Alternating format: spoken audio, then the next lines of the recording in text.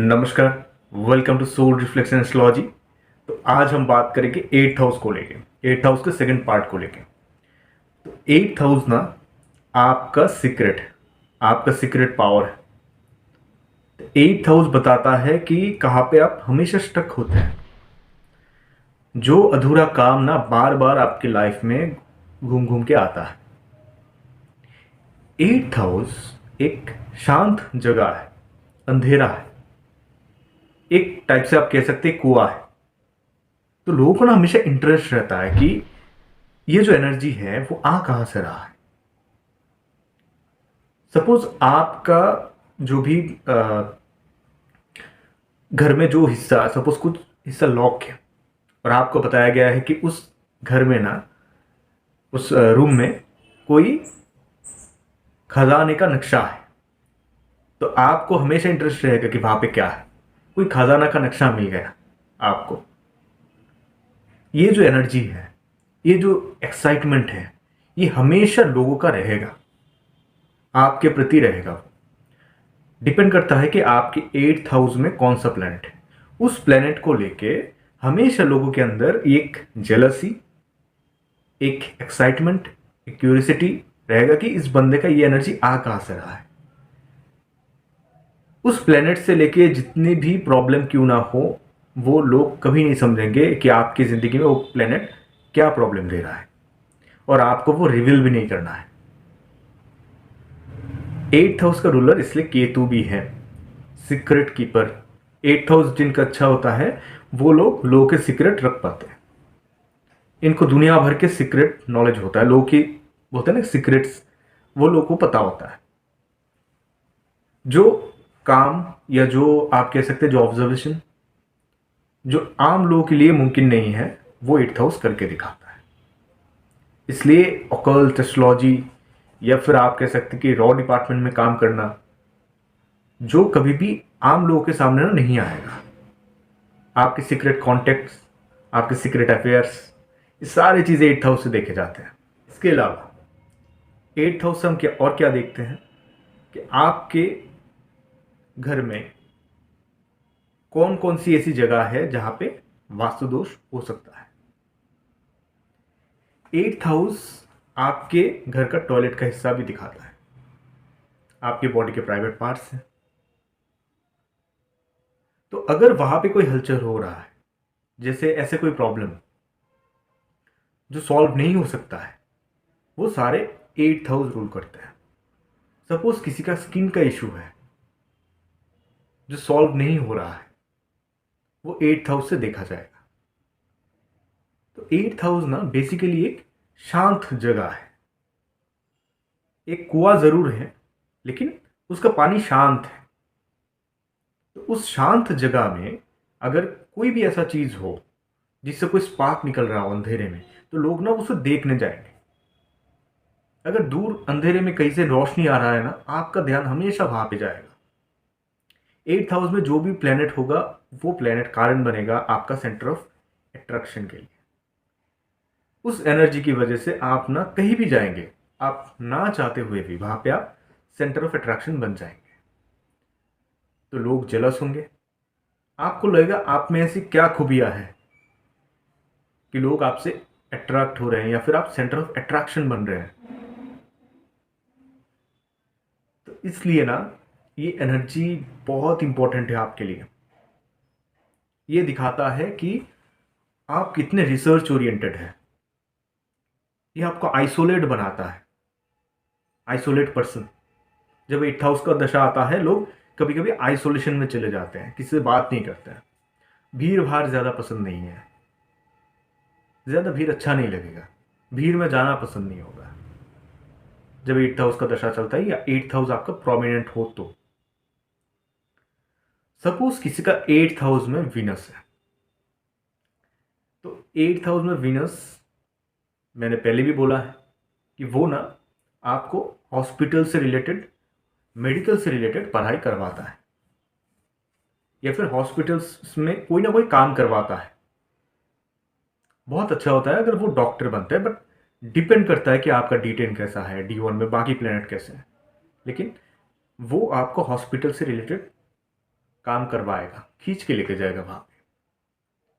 लेकिन आप क्या करेंगे, आप चौंक जाएंगे ये देख के कि आपका ड्रेसिंग स्टाइल नॉर्मल है, लोग आपके ड्रेसिंग स्टाइल को कॉपी कर रहे हैं, लेकिन आपके लिए नॉर्मल बात है। आप कोई दिमाग लगा के फैशन नहीं कर रहे हैं। आप बोलेंगे कि मैं तो ये सारी चीज़ कर ही नहीं रहा हूँ, कोई एक्स्ट्रा मेकअप नहीं है, कुछ नहीं है। फिर भी लोग बोलेंगे कि तुमने ये कैसे किया है। ज़्यादातर लड़कियों के साथ ये होता है जिनका भी वीनस 8th हाउस में होता है।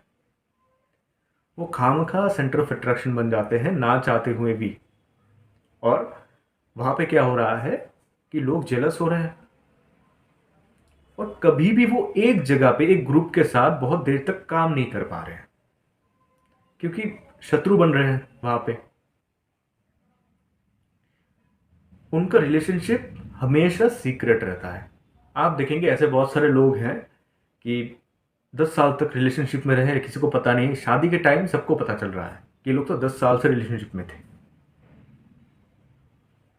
इसलिए इन लोगों का ये प्रॉब्लम होता है। तो आपको क्या करना है, आपको ये देखना है कि आपके घर में किसी का लास्ट क्रीमेशन ठीक से नहीं हुआ था।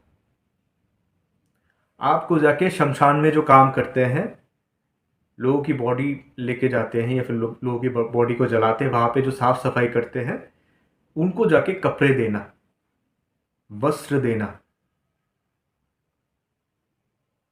तो आप एक बात सोचिए, सपोज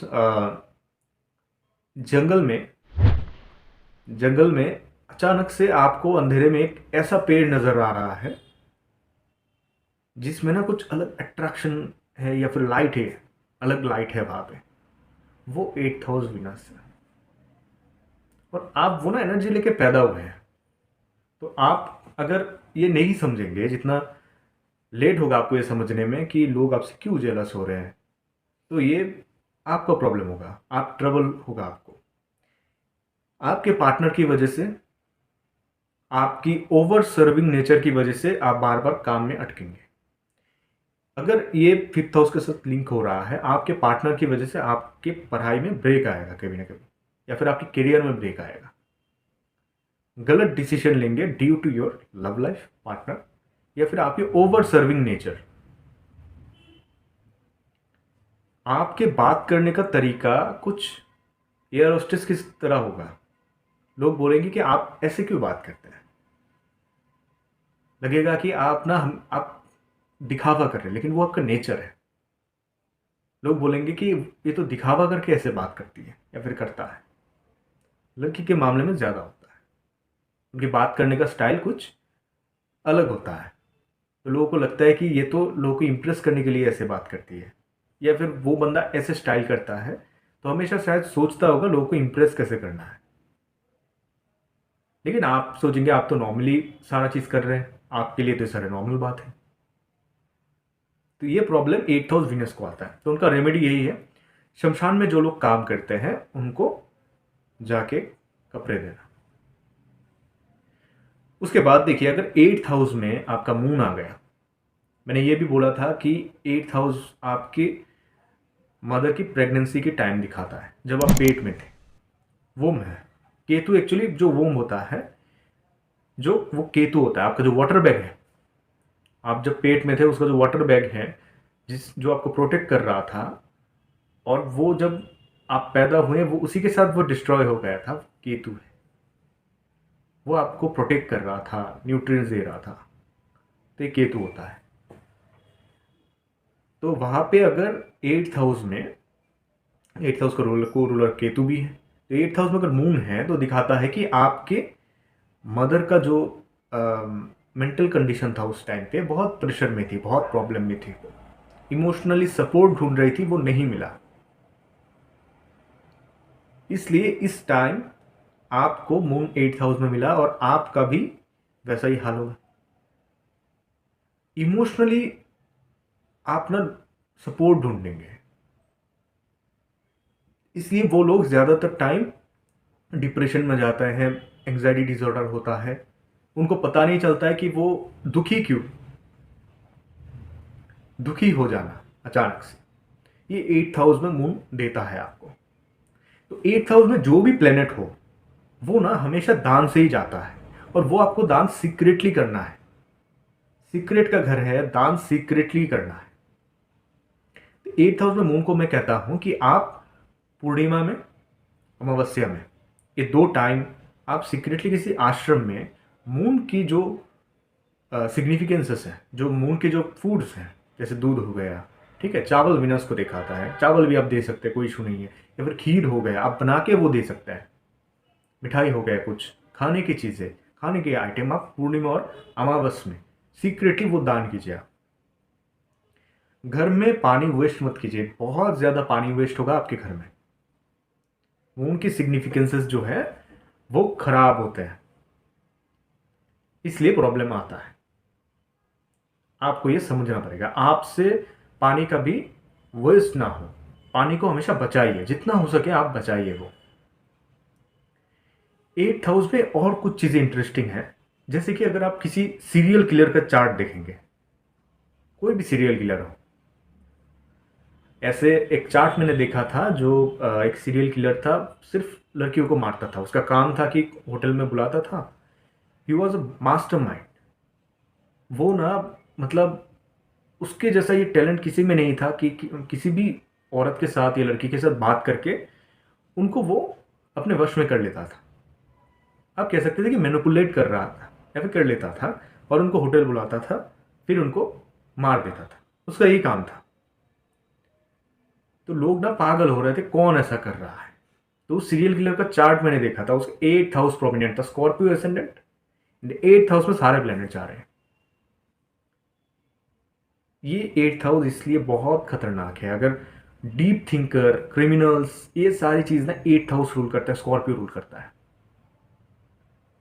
ज़्यादातर प्लेनेट आपको 8th हाउस में मिल जाएंगे, उनके जितने भी सीरियल किलर्स हैं, एक दो बाहर होंगे, लेकिन ज़्यादातर प्लेनेट आपको 8th हाउस में मिलेंगे। 8th हाउस बहुत प्रोमिनेंट मिलेगा हर जगह पे। आप देखेंगे कि जो होते हैं ना कि criminal minded, cold blooded killer, या फिर और इनको पकड़ने वाले भी, उनका भी 8th हाउस प्रोमिनेंट होता है। जो डिटेक्टिव होते हैं कोल्ड ब्लडेड किलर को पकड़ते हैं, उनका भी 8th हाउस प्रोमिनेंट होता है, इसलिए तो ढूंढ पा रहे हैं। और एक चार्ट मैंने देखा था जहां पे मैंने प्रिडिक्शन किया था, 8th हाउस जब भी प्रोमिनेंट होकर काम करता है ना, आपके दशा में, अंतरदशा में, प्रत्यंतर दशा में, कुछ प्रिडिक्शन ऐसे निकलते हैं, आपको लॉजिक नहीं आएगा उसका, आपको समझ में नहीं आएगा आप क्यों बोल रहे हैं। उस बंदे का भी 8th हाउस डिपेंड करता है कैसा है। तो एक चार्ट मैंने देखा था, वहां पे उसके 8th हाउस में ऐसे ही बहुत सारे प्लेनेट थे, 5th हाउस में जुपिटर था, मुझे याद है। तो मैंने ये बोला था उनको कि आपके फैमिली में कोई ऐसा है जो तंत्र की प्रैक्टिस करता है, तो उन्होंने एग्री किया कि उनके दादाजी करते हैं। दूसरा प्रेडिक्शन मेरा ये था कि आपके घर जहाँ पे है, उस घर के नीचे बहुत सारे लाशें हो सकते हैं, क्योंकि उनके 8th हाउस प्रोमिनेंट है। और मैंने बोला वही वास्तु दोष है। तो उन्होंने ये बोला था कि उनका जो घर है वो उनके साथ फ्रॉड करके बनाया था एक बंदे ने, और वहाँ पे पहले ना कब्रिस्तान था।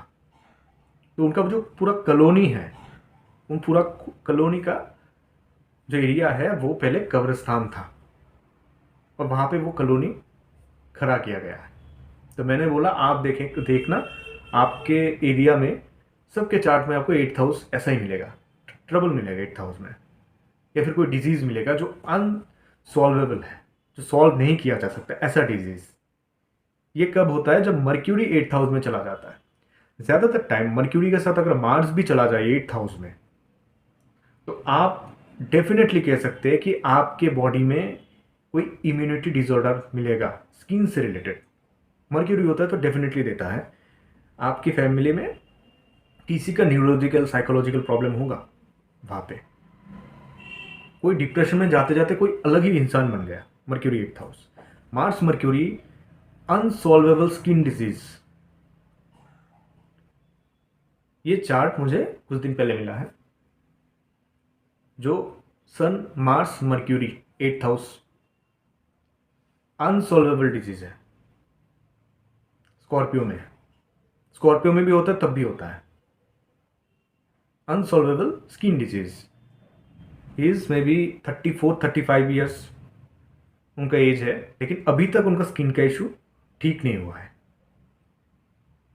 तो आप ना लापिस लाजुली करके एक स्टोन है, वो आप ट्राई कर सकते हैं।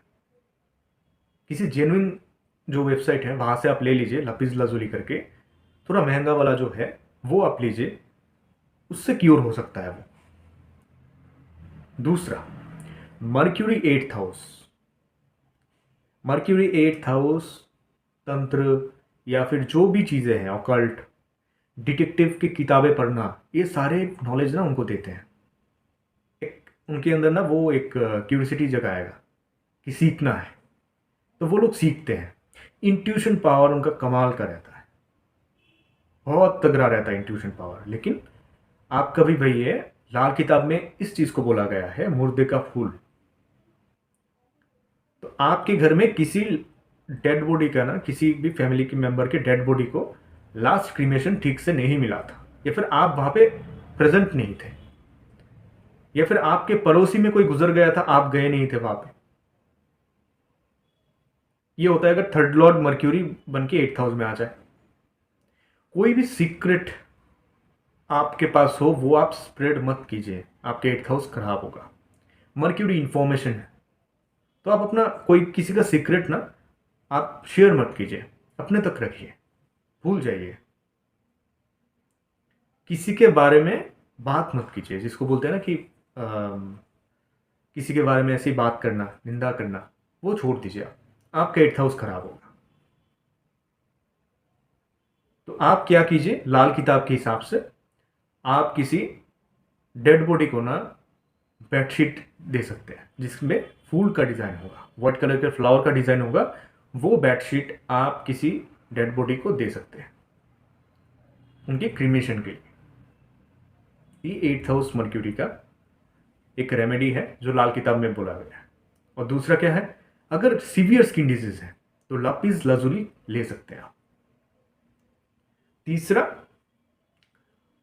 अगर आपके घर में शंख है तो आप क्या कर सकते हैं कि उस शंख के पानी को मतलब शंख को ही उसमें पानी डाल के पूर्णिमा के पूरे रात ना उसमें रखिए, चांद की लाइट उसमें पड़नी चाहिए, वो होल नाइट रहेगा वो। और सुबह जो है उसको अपने स्किन पे लगाइए और वो पी लीजिए। उसको आप एक दिन करना है, पूर्णिमा के रात को इसको रखना है, सुबह उठ के अपने स्किन में थोड़ा लगाना है और उसको पी लेना है। उससे क्या होगा, आपकी मर्क्यूरी का इफेक्ट धीरे धीरे ठीक होगा। कोई ना कोई एलर्जी उनको रहता है। उसके बाद 8th हाउस में सन। सन ऐसा हो गया है कि सपोज अंधेरे में कोई कुआं है और उसके अंदर से कोई लाइट निकल रहा है सपोज, तो लोग ना देखने आएंगे क्या है क्या वहां पे। तो 8th हाउस में सन, इनका कांटेक्ट बनता है, बहुत सीक्रेट कांटेक्ट होते हैं गवर्नमेंट के साथ, बहुत बड़े बड़े ऑफिसर के साथ, किसी को पता नहीं चलेगा। ये वो लोग होते हैं, सपोज आपके साथ डीएम सीएम किसी का भी कांटेक्ट है, लेकिन किसी को पता नहीं है, बस आपको पता है कि वो ना कभी कभी आपसे मिलने आते हैं। ऐसे बहुत सारे लोग आप देखेंगे, सबका 8th हाउस प्रोमिनेंट मिलेगा। पॉलिटिक्स का, डिप्लोमेसी का बहुत अच्छा नॉलेज होता है उनको, कभी कभी वो पोस्ट वाले लोग उनसे सलाह मांगने आते हैं। लेकिन आप अगर वो रिवील करेंगे तो सन का इफेक्ट खराब हो जाएगा। 8th हाउस ऑकल्ट एस्ट्रोलॉजी, सन आपका नेचुरल आत्म कारक है, तो आपका सोल का सेटिस्फेक्शन कहाँ पे है, कुछ ऐसी चीज़ें ढूंढना जो नॉर्मल वर्ल्ड में नहीं है, जो एक्सिस्ट नहीं करता है। इसलिए वो लोग डिस्कवर करते हैं, इन्वेंट करते हैं, कोई नया चीज़ ढूंढते हैं, कोई नया रूल ढूंढते हैं एस्ट्रोलॉजी में। इंट्यूशन उनका अच्छा होता है। लाल किताब में बोला गया है कि 8th हाउस में सन अगर किसी मुर्दे के सामने, मतलब जो इंसान मरने वाला हो उसके सामने जाए, तो वो ना इंसान मरता नहीं है, उनको विजिट नहीं करना है। और अगर कोई लॉन्ग टर्म से कोई बंदा किसी डिजीज से जूझ रहा है और जूझ रहा है और अपने लिए मुक्ति मांग रहा है, तो अगर आप वहां पे जाएंगे 8th हाउस का सन, तो उनको मुक्ति मिल जाएगा। आप देख रहे हैं कि आप जाके मीट करके आए हैं, 1-2 दिन बाद वो गुजर गया। तो इनमें ना ये क्वालिटी हमेशा रहेगा, एक लीडरशिप वाला क्वालिटी, एक किसी भी चीज को ना एक प्रिंसिपल के साथ, सन मतलब ना एथिक्स है, प्रिंसिपल है, उसके साथ कोई भी काम करना, ये उनमें देखा जाएगा। तो 8th हाउस में सन है तो आप ना सीक्रेटली कोई डोनेट कीजिए गवर्नमेंट की किसी भी चीज को। गवर्नमेंट में सपोज कोई फंड है, आप वहां पे डोनेट कीजिए, सीक्रेटली डोनेट कीजिए। कोई इमरजेंसी फंड हो। 8th हाउस का सन वैदिक का भी बहुत नॉलेज रहता है, उनको बहुत अच्छा नॉलेज देता है। तो इमरजेंसी सिचुएशन में काम करना इनको अच्छे से आता है। इनको ये भी आता है कि कोई चीज़ डिस्ट्रॉय हो गया है, कोई जगह डिस्ट्रॉय हो गया है, उसको फिर से रिवाइव कैसे करना है। 8th हाउस ट्रांसफॉर्मेशन है, खराब चीज़ों को ना अच्छा कर देना। तो सन वहां पे है, आपके ट्रांसफॉर्मेशन का कारण कौन बनेगा? आपके फादर या फिर आपके फादर की फिगर का कोई इंसान आपके ट्रांसफॉर्मेशन का कारण बनेगा। उसके बाद देखिए, अगर वहां पे सैटर्न आ जाए, जब भी सैटर्न 8th हाउस में हो, बोला जाता है कि अपने घर का ना एक हिस्सा हमेशा अधूरा रखे, कंप्लीट मत कीजिए, क्योंकि सैटर्न आपके 2nd हाउस को देख रहा है, आपको वेल्थ को देख रहा है। तो आप अपना कोई भी ना घर बनाए तो उसको कभी ना कंप्लीट मत कीजिए, थोड़ा हिस्सा, सपोज एक दीवार ही क्यों ना हो, उसको पेंट मत कीजिए, रख दीजिए। 8th हाउस में सैटर्न मतलब आपका माँ जो है, मम्मी जो है, बहुत ज़्यादा स्ट्रगल किया था उन्होंने, उस टाइम पे उन्होंने बहुत ज़्यादा अपना एफोर्ट दिया था, बॉडी के हिसाब से बहुत ज़्यादा काम किया था आपको पेट में लेके, इसलिए शनि मिला है। तो आपको शमशान में किसी कंस्ट्रक्शन के लिए दान करना चाहिए, कोई भी कंस्ट्रक्शन हो। अगर वही चीज एक्वेरियस में है, शमशान में दान करेंगे किसके लिए? दान पेटी के लिए। आप दान पेटी बना के दे दीजिए। 8th हाउस में सैटर्न आपको पैर का प्रॉब्लम देगा, पैर के हड्डियों में प्रॉब्लम देता है। कोई ना कोई कारण से अगर मंगल से कनेक्टेड हो जाए तो आप देखेंगे कि एक बार तो आपका हड्डी टूटेगा पैर का।